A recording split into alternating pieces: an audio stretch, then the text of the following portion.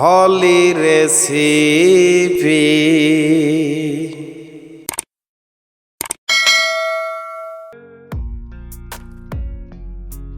আসসালামু আলাইকুম ভিউয়ার্স, হলি recipe channel থেকে সবাইকে স্বাগতম। তিন ধরনের পকোড়া, তো সেই পকোড়াগুলো কি কি দিয়ে তৈরি দেখে নেওয়া যাক, চলেন।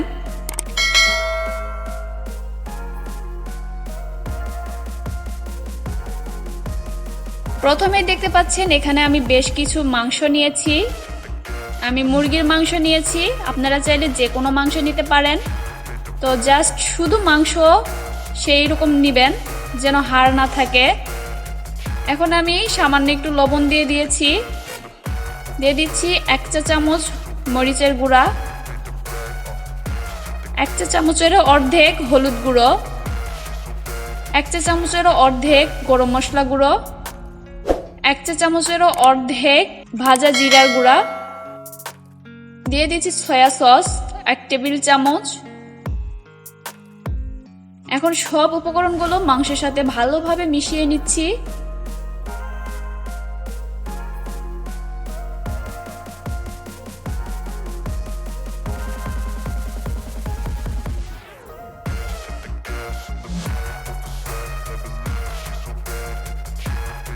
আমার মেখে নেওয়া হয়ে গিয়েছে, এটাকে আমি 10 থেকে 12 মিনিট রেস্টে রেখেছিলাম।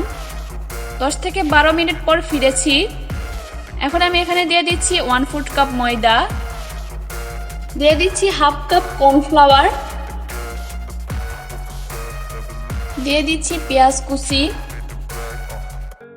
দিয়ে দিচ্ছি ধনিয়া পাতা কুচি, দিয়ে দিচ্ছি 1টা মরিচ কুচি। এখন ভালো করে সবগুলো একসাথে মিশিয়ে নিচ্ছি। আমি দিয়ে দিলাম 2 থেকে 3 টেবিল চামচ নরমাল পানি।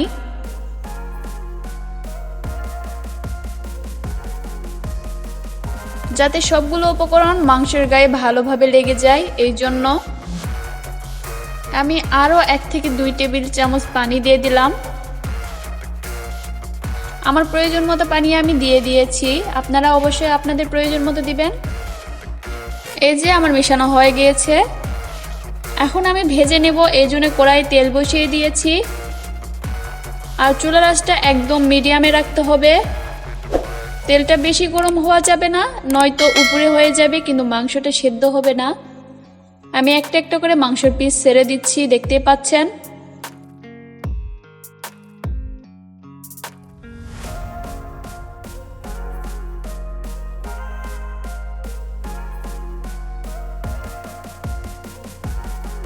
এরকম করে দেওয়ার পর উল্টিয়ে পাল্টিয়ে ভেজে নিতে হবে। বেশ কিছুক্ষণ ধরে এটাকে ভেজে নিতে হবে।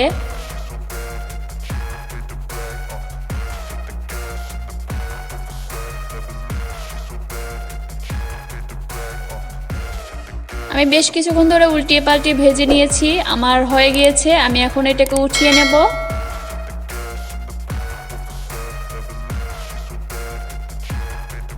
তো তৈরি হয়ে গেল আমার একটা রেসিপি।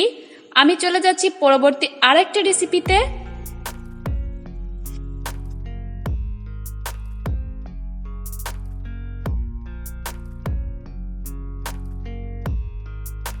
প্রথমে দেখতে পাচ্ছেন একটা বাটিতে আমি আলু ঝুরি করে নিয়েছি।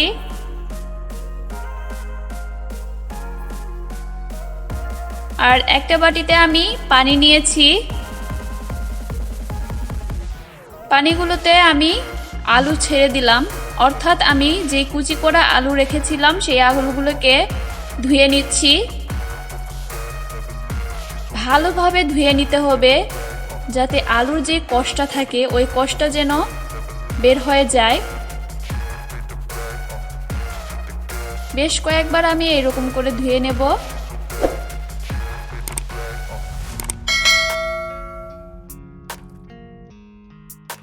আমি ভালোভাবে ধুয়ে নিয়েছি। এখানে নিয়েছি পেঁয়াজ কুচি 1 কাপ, নিয়েছি কাঁচা মরিচ কুচি বেশ কয়েকটা, নিয়েছি বেসন, নিয়েছি চালের আটা। এখন আমি যে আলুগুলো ধুয়ে নিয়েছিলাম এর মধ্যে দিয়ে দিচ্ছি এক এক করে সব উপকরণগুলো। পেঁয়াজ এবং মরিচ দিয়ে দিলাম প্রথমে, দিচ্ছি লবণ স্বাদ মতো, দিচ্ছি গরম মশলার গুঁড়ো 1 টেবিল চামচ, হলুদ গুঁড়ো 1 চা চামচ, শুকনো মরিচের গুঁড়ো 2 টেবিল চামচ।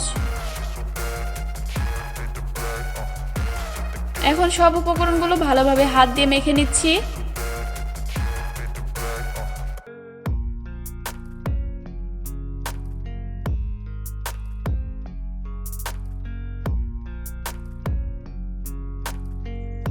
এখানে আমি দিয়ে দিচ্ছি বেসন এবং আটা। আমি অর্ধেক অর্ধেক করে দিয়ে দিলাম এবং ভালোভাবে মেখে নিচ্ছি। আমার আরও প্রয়োজন, এই জন্য আমি আরও দিয়ে দিচ্ছি, অর্থাৎ যতটুকু আমি নিয়েছিলাম পুরোটাই লেগেছে। আমি ভালো করে মেখে নিয়েছি, দেখতে পাচ্ছেন এরকম জমাট বেঁধে আসছে, অর্থাৎ আমার রেডি। এখন জাস্ট ভাজার পালা। আমি একটা কড়াইয়ে তেল নিয়েছি আর এইরকম করে দিয়ে দিচ্ছি।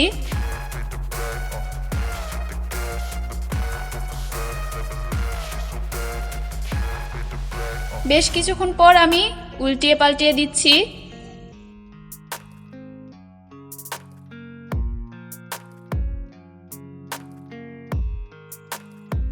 আমার পছন্দ মতো কালার এসে গিয়েছে, এখন আমি উঠিয়ে নিচ্ছি।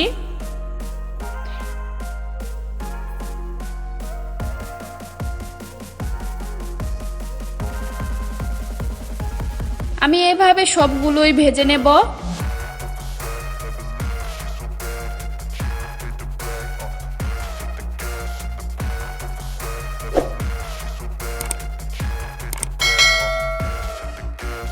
আমার তৈরি হয়ে গেল দ্বিতীয় রেসিপি। এখন আমি চলে যাচ্ছি লাস্ট এবং শেষ রেসিপিতে।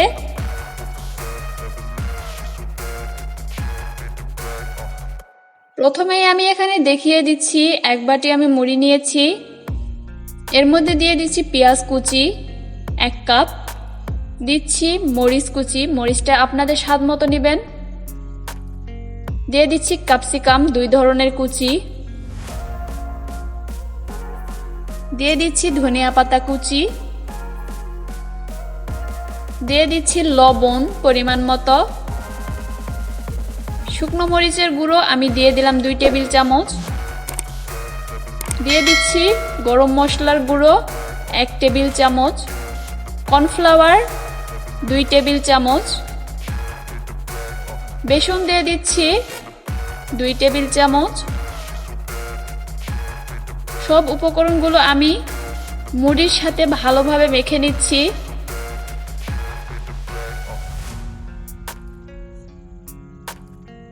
এর সাথে আমি দিয়ে দিচ্ছি পানি, 4 থেকে 5 টেবিল চামচ আমি পানি দিয়েছি এবং সবগুলো ভালোভাবে মেখে নিচ্ছি।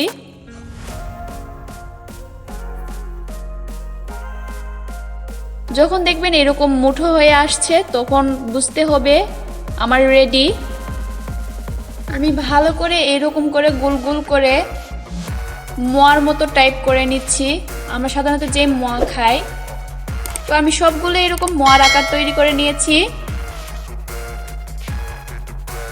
এখন আমি চলে আসলাম ভাজতে।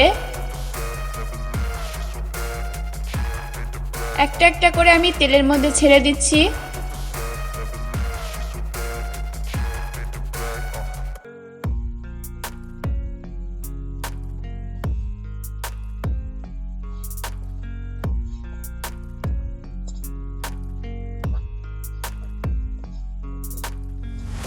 আমি উল্টিয়ে পাল্টিয়ে সব দিকে ভালোভাবে কালার এসে নিচ্ছি।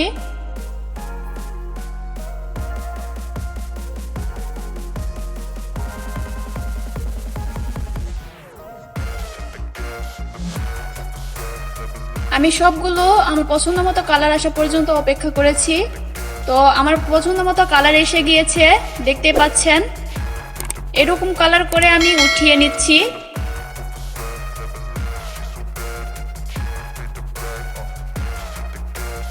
যদি আমার রেসিপিগুলো আপনাদের ভালো লেগে থাকে তাহলে অবশ্যই সাবস্ক্রাইব করতে ভুলবেন না, পাশে থাকা বেল বাটনে অবশ্যই একটা ক্লিক করবেন।